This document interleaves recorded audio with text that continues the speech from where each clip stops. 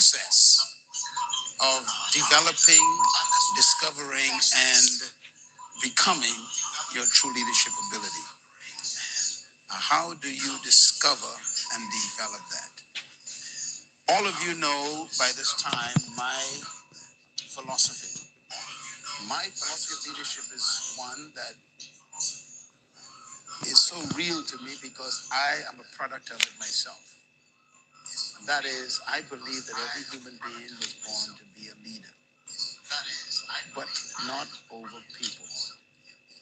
They were born to be a leader in an area of gifting, and that gift attracts people. So I think it's important for you to distinguish the difference.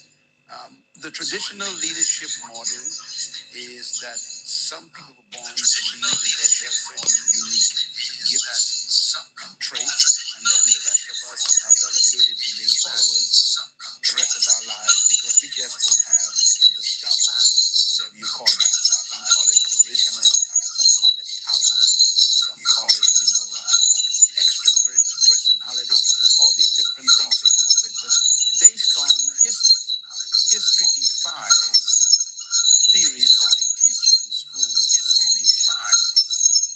Leaders are normally the most unsuspecting people. Many of them are products of pressure, circumstances, situations that force them to respond in ways that display some unique traits that we didn't know they had. All of you have that potential. You've not just been placed yet in the position where you had to deliver. And so, what is the 10 principles of becoming a leader? I want to first talk a little bit about why we need leaders. Number one, write this down. We need leaders because nothing happens without leaders. If anything is going to take place on planet Earth, someone has to take charge of it. Secondly, nothing begins without leadership. No matter how long it takes, nothing will start until somebody decides to emerge and take responsibility. Thirdly, nothing improves without leadership. If you want to improve a country, improve a company, improve a department, you want to improve even your family or your church, it's going to require leadership initiative. Fourthly, nothing develops without leadership. You want to develop an area of your community. You want to develop your personal life. Both of them require leadership. And fifthly, nothing changes without leadership.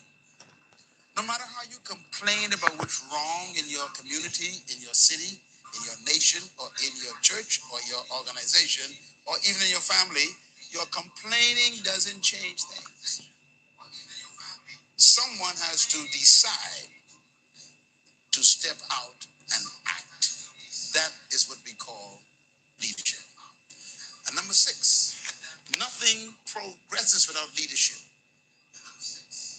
If a country is going to progress, if an organization is going to progress, if a family is going to progress, if a church is going to progress, someone has to step out. And number 7, very important, why do we need leaders? Because nothing succeeds without them. Success is always a result of somebody being willing to take not just responsibility and the credit, but also the blame. You got to be willing to fail greatly if you're going to succeed greatly. Success is a result of leadership in action. Now, here's something to remember about leadership. This is very important. Good leaders employ other people, but great leaders do the opposite. They deploy people. I want you to write that down because it's very important to understand the difference. A good leader can employ people to work, but a great leader deploy people to work out their own gifts. In other words, a true leader releases people to become themselves. A A great leader will engage those people in an activity, but a great leader will actually make the people create the activity. This is why great leaders eventually lose their position. They give it up because they produce people who can do it. Another thought about leadership. Leadership is not measured by how many people serve you. It is measured by how many people you serve. The world system, I use the word world, I'm talking about the system that is controlling the earth in many areas, have the philosophy of, I am a great person if a lot of people obey me. And that's not necessarily great leadership. Great leadership is reversed. And you know, Jesus Christ came into a world ruled by the Roman Empire, still among us. There are many people in your city, in your country. There are people in your church, maybe even your bishop or your pastor feels that way, that because I am in this position, I'm supposed to be taken care of by you. That idea is satanic. Jesus came into that environment, the Roman thinking, the Greek philosophy, and he said the reverse. He said, let me quote Jesus, it's Matthew 22. He said, you know that the rulers of this world love to lord it over people. That's Matthew 22. Okay, what's he mean by that? Lord means what? To own people. He said they act as if you are their property. And then he says they love to have you as their benefactor. That means they benefit from you. They use you to create their own superiority. His next statement, it shall not be so among you. He's talking about who? His kingdom people. He says that's not the way we rule. And then he made this great statement. If you want to be great, you must become the servant of the people. See? Reversed. In other words, you are measuring your greatness not by how many people serve you, but by how many people you could serve. The more people you serve, the greater you are in God's kingdom leadership context. So greatness is service. Here's one of the things I concluded years ago. True leaders learn from others but never become them. It's important for you as a leader, an aspiring leader, and a growing leader to keep learning. I am constantly reading books. I am constantly listening to teachings myself. And even though I have millions of people who listen to me and read my books all over the world, I am still reading books. I still attend seminars.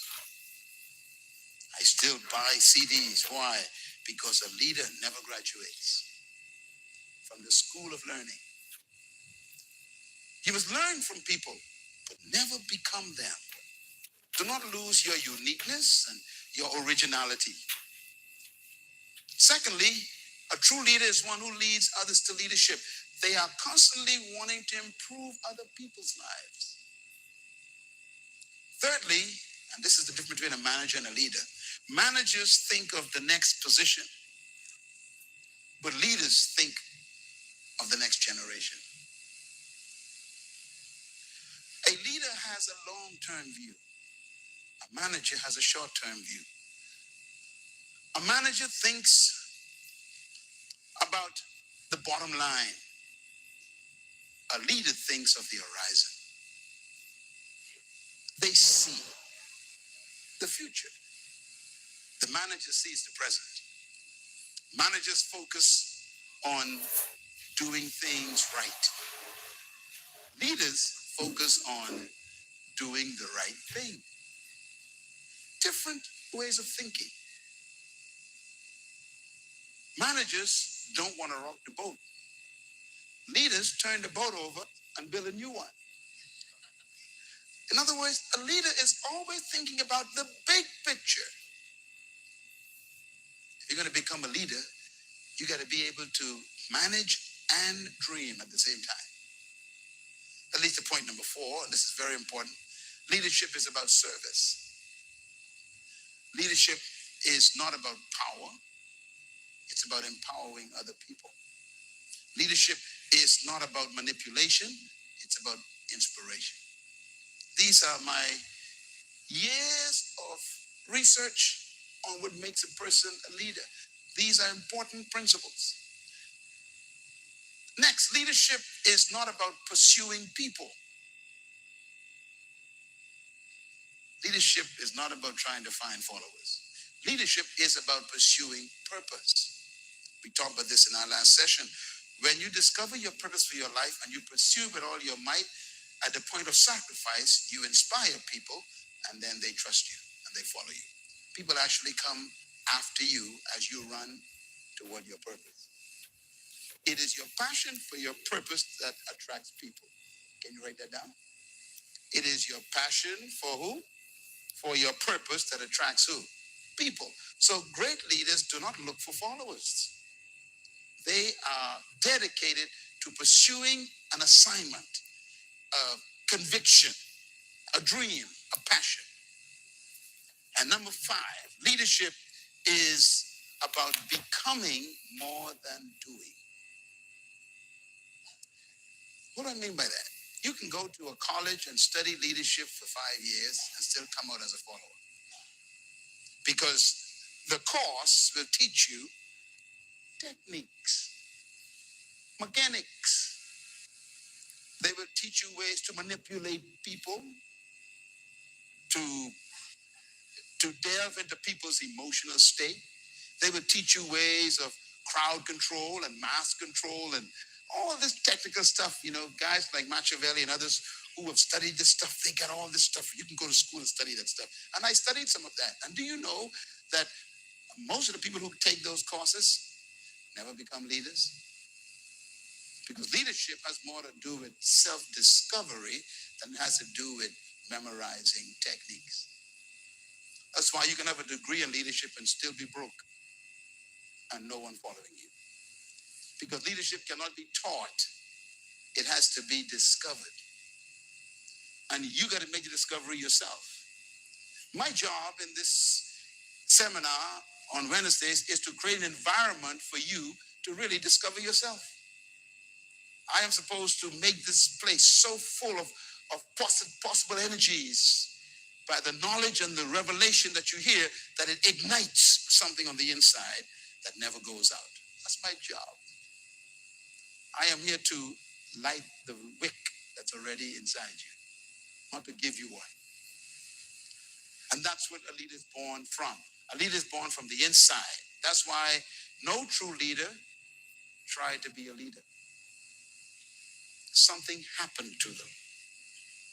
They have an awareness that they have something to do, but they are always, how can I use the term, reluctant. Great leaders are reluctant people. If you ask Mr. Mandela, did you plan to be Mr. Mandela? He'd tell you no. All I want to do is to be a lawyer and practice law. But he discovered a passion against an injustice that became a purpose that he pursued. He never looked for followers. He went to jail by himself. But millions follow him. Millions are inspired by him. Why? He never wanted to be, he was reluctant. Do you think I plan what I'm doing right now? I had no idea this was going to happen to me. I just had a passion against the oppression of third world people. That passion woke me up as a young teenager. And it never died. It's still there. If you want to be great, don't try to be great. Find your gift and serve it. That's what leaders do. Now, let's talk a little bit about the art of leadership. Every human being has the instinct to be a leader. And this is true. Most people will die as followers. I hope you are not one of them. But most people on earth will die and never discover their true capability. But they have the instinct for it. They have the capacity to lead. And some even have the desire to do something great. The problem is they don't have the courage to cultivate it. Do you know why? Because our culture does not encourage you to be yourself. Our culture is designed for you to behave. And behave is defined by them. You know, your culture tells you how far you can go, what you can do, what you cannot do, and what you can achieve, what you cannot achieve. And they say what your particular culture ain't supposed to think about. And they convince you about your own limitations. Let me give you an example. We are the only creatures I know in the world who would build a car that makes 180 miles per hour and then put up a sign that says 60 miles per hour. I mean, that is a strange culture, isn't it? Why not build a car that makes 65 if you don't make them 165?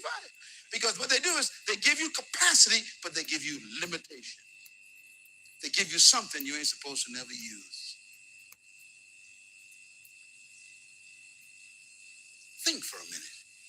That's the culture that rules your life. I had to be free from that culture as an individual. I had to break away from even the exams they gave me in school. I don't accept any grade they give me anymore in school. All the grades I cancel in my mind. The C's, the D's, the B's I got, the A's. I told a teacher one time, I says, your A can't calculate my intelligence. And I was right, because now my books are being read by that teacher. So the culture we live in doesn't allow you to cultivate your true ability, and therefore you don't have the courage to step out against that culture. We are so busy trying to fit in, we never stand up. That's why all true leaders have to break away from the pack. Your greatness requires extraction from the group.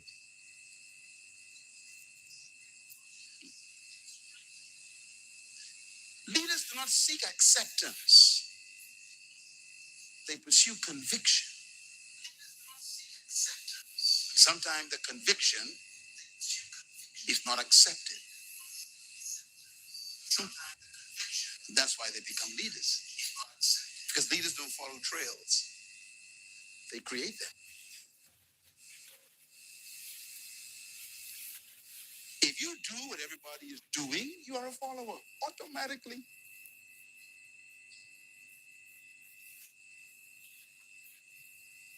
I'll leave you to point number 2. Write this down. Leadership is a trusted privilege. It's not a right. You can't demand that people follow you. People have a right not to follow you. You have a right to pursue your vision, to pursue your passion, to pursue your dream. You have no right to demand people to believe it or follow you. So people actually give you a trust when they follow you. They are giving you a privilege. So when people follow you, you should be very tender with their trust. Don't abuse it. Don't misuse it. Don't oppress it. It's a gift when people trust you. At least point number 3. True leadership is not a technique. It's an attitude. If you ask great leaders what made them leaders, they can't tell you. It's hard to define. Leadership is like beauty. You know it when you see it, but you can't define what it is. What makes a sunset beautiful? You cannot tell me, I guarantee it. You cannot really define beauty. All you know is that's beautiful. That's the way leadership is. Boy, now that's a leader. Now she's a leader. Why? I don't know, but there's something about her, we say. Something about her means I can't define what it is. I just know that this person is distinct from the others. Leadership is that way. It is that thing. I call it attitude. We're going to talk about them tonight. Those 10 principles that a leader exerts and exhibits that makes them unique. Now, this last statement here, before I get into the 10, is important. Write it down. There must be a marriage between the leadership spirit and the spirit of leadership. They sound similar, but they're different. There must be a marriage between the leadership spirit and the spirit of leadership. The first one, you were born with the leadership spirit. You actually have it already. You were created with the ability to lead. You are a spirit being with a leadership mandate. You are a leader already as a spirit. The problem is you don't have the spirit of leadership, which is the attitude that goes with the ability. Let me put it this way.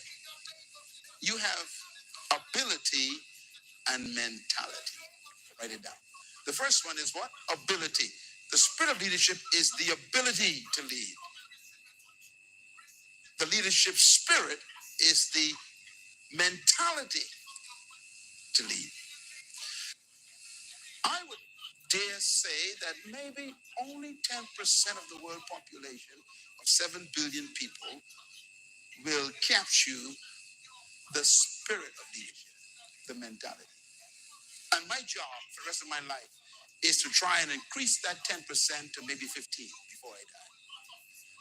And I'd like for you to be in that 15%. I would like for you to be the person who didn't just have the ability, but captured the mentality. Because it doesn't say as a man's ability is, so is he. You can be powerful and strong and don't know your strength. Mentality is when you connect to your ability and you get a revelation that your ability can become your responsibility. Leaders are people who take responsibility to change things. The word responsibility is actually two words put together.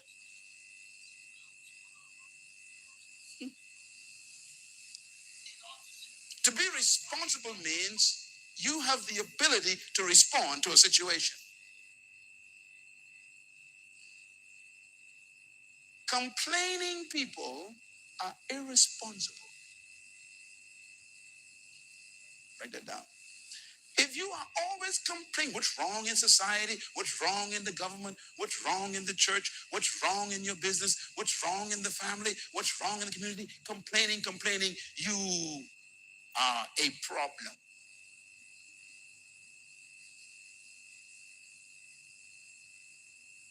A person who recognizes, I see something wrong, I am going to personally take the ability to respond to that problem and change it. Leadership is born. So leaders are really responsibility people. They don't complain, they change things. This is why leaders have to marry their leadership spirit and the spirit of leadership together. That happened to me. The book that I wrote, The Spirit of Leadership, is about that one statement.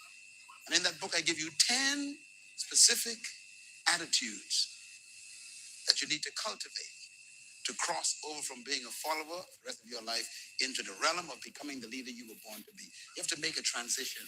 And that transition is hard because you got to fight against your entire culture, which includes your family, your educational system, your friends, your job environment, and those who claim to love you.